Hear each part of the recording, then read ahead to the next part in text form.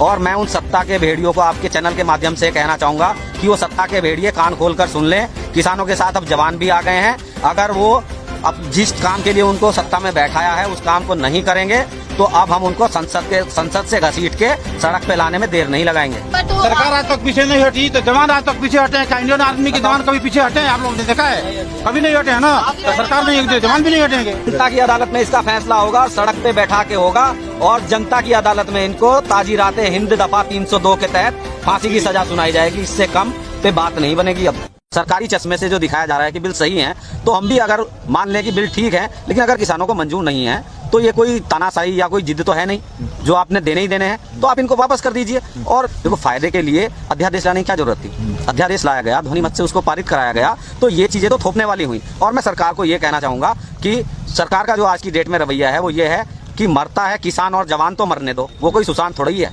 मरता है जवान और किसान तो मरने दो, वो कोई सुशांत थोड़ा ही है। और लूटते हैं खेत और खलियान तो लूटने दो, वो कोई कंगना का मकान थोड़ा ही है। और अभिमान तो कंस और रावण का भी ना रहा तो मोदी जी का अभिमान कोई अभिमान थोड़ा ही ना है। लेकिन इतने लोग शहीद हो गए, लेकिन एक ट्वीट तक प्रधानमंत्री का नहीं है। भाई पाकिस्तान में अगर उनकी मां मरती है तो ट्वीट हो जाता है, क्या कहेंगे? संदेश जाता है। जी, ये तो निर्लज्जता, उनकी पूरी सरकार की निर्लज्जता, उनके किसी मंत्री का भी एक स्टेटमेंट नहीं आया। सबसे पहले तो मैं उन शहीद किसानों को श्रद्धांजलि देना चाहूंगा आपके चैनल के माध्यम से, लेकिन उन्होंने मुंह में दही जमा ली।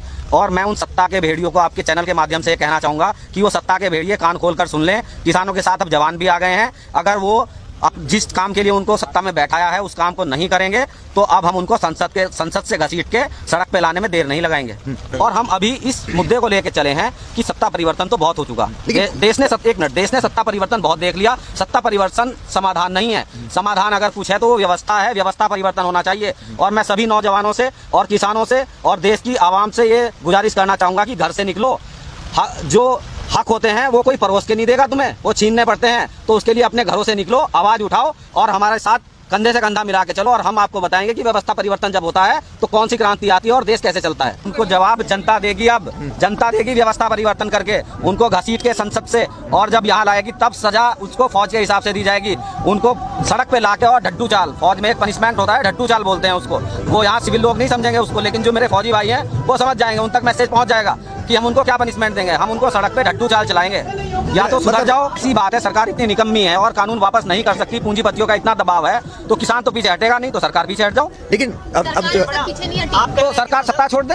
अगर नहीं संभाल सकते हो देश को तो सत्ता छोड़ दो। सरकार आज तक पीछे नहीं हटी तो जवान आज तक पीछे हटे हैं। क्या इंडियन आर्मी के जवान कभी पीछे हटे हैं? आप लोगों ने देखा है? कभी नहीं हटे हैं ना। तो सरकार नहीं हटती, जवान भी नहीं हटेंगे। लेकिन जिस तरीके से बल प्रयोग किया जा रहा है, आंसू गैस के गोले छोड़े जा रहे हैं और एक जवान भी यहाँ बैठा हुआ है, आप कह रहे 5,000 समर्थन दे रहे हैं, क्या कहेंगे? गोली छोड़ो, गोली से मारो, कुछ भी मारो, लेकिन सत्य को परेशान किया जा सकता है, पराजित नहीं।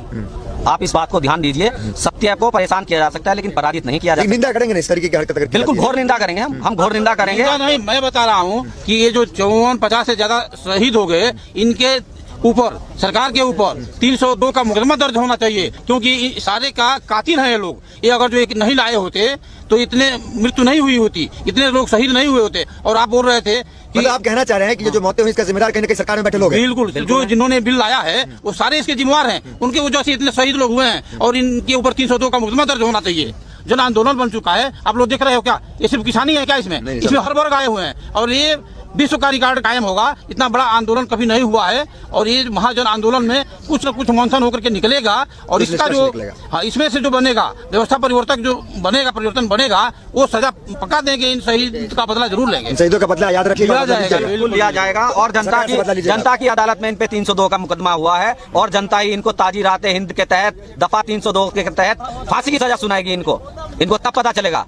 मतलब सरकार में जो बैठे लोग हैं जिनकी वजह से ये मौतें हो रही हैं, बिल्कुल जनता की अदालत में इसका फैसला होगा, सड़क पे बैठा के होगा। और जनता की अदालत में इनको ताजीराते हिंद दफा 302 के तहत फांसी की सजा सुनाई जाएगी। इससे कम पे बात नहीं बनेगी। अब हम चाहते हैं देश हमारा प्रगति करे तभी हम बना सकते हैं।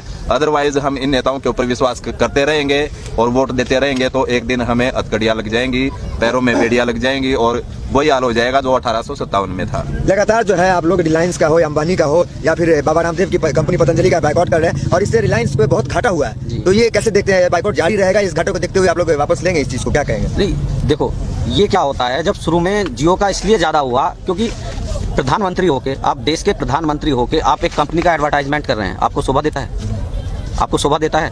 और उसके बाद पहले फ्री दिया जाता है क्योंकि कोई भी किसी चीज़ को फ्री नहीं देता। अगर कोई आपको कोई चीज़ फ्री मिल रही है तो उसकी आपसे ज़्यादा कीमत वसूली जानी है, ये आप अपने माइंड में सेट कर लीजिए।